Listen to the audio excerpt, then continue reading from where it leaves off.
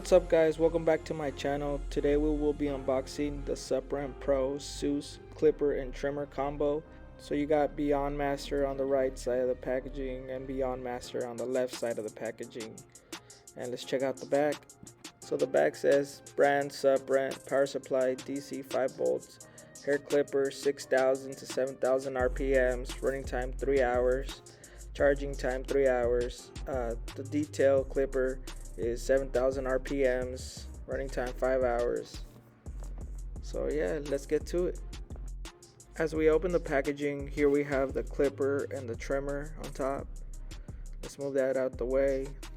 They're flat black with gold levers, gold accents. Like every clipper, it comes with a little bit of oil, usually standard. Let's check out what else is in here. We got the accessory box, probably the guards. It says accessory on both sides. They also throw in a cape. It's a pretty nice cape. It's not as long as the usual capes, but it gets the job done. They also throw in a comb. Nice little comb. It's a nice all-purpose comb. It also comes with a USB-C charger. Both of these clippers take a USB-C charger.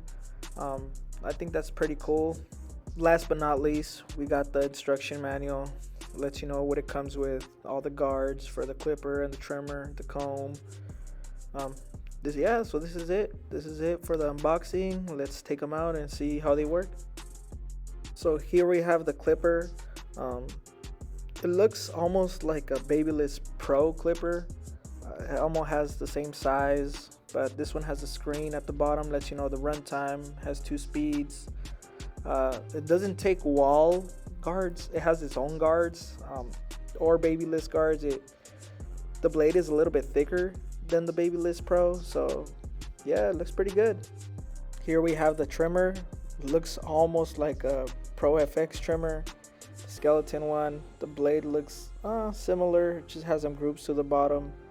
It's a little bit lighter than the Babyliss clipper.